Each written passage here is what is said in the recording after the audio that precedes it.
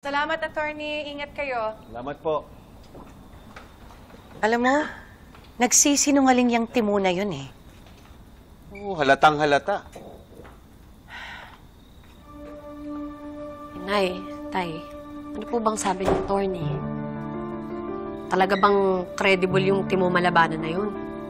Tinakbuhan nga niya si Jessica nung binangga niya eh. Pinaimbestigahan na nga siya ni attorney sa team niya. Walang criminal record si Timo. Kahit away, kapitbahay, wala. Tapos nire-respeto pa siya dun sa barangay nila. Minsan, nagvo-volunteer pa siya maging isang tanod. Oo, kahit nga yung amo niya, yung may-ari ng pickup, walang masamang masabi laban kay Timo. Hindi ba kaduda-duda yung ginagawa niya? Oo, yun din yung sabi ni attorney. Duda rin sa motibo niya. Malamang gagamitin ni Hazel yun para mademanda si Colin.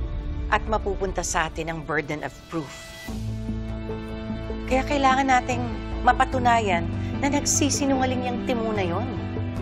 Ano pong gagawin natin eh? Kasi pag nagsampa raw ng kaso si Hazel, masiserve yung subpoena.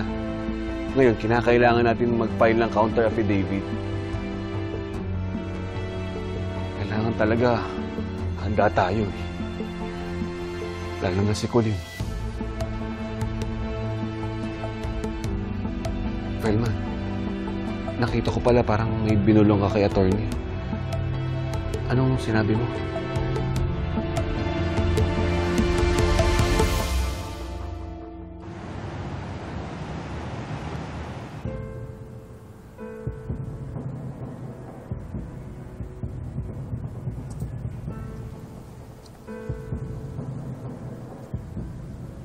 Sino po sila?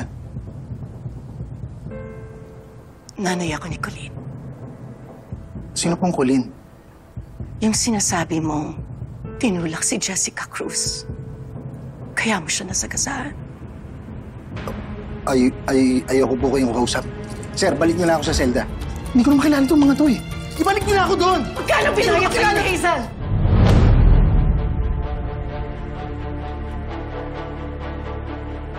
Nakaka-insulto naman kayo, ma'am. Depende. Kung hindi totoo yung sinasabi mo, hindi ka maiinsulto. Hindi po totoo. Kung ganon, bakit mo sinabing tinulak ni Colin si Jessica? Dahil yun po talaga nangyari. Anong suot niya?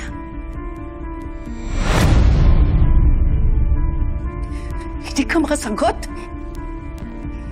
Dahil inutusan ka ni Hazel? Kung hindi ka man lang nabayaran, anong ginawa niya sa'yo? Para magsinungaling ka! Ha? Tinakot ka ba niya? Pinagbantaan ang pamilya mo? Tutulungan kita. Poprotektahan ko sila. Pink.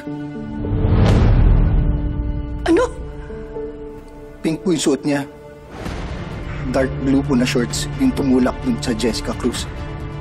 Hindi ko po kilala yun, pero ngayon ko lang po narinig pangalan niya sa inyo. Sir, okay na. Nag-uusap na kami. Baka pwede niyo na ako balik doon sa selda.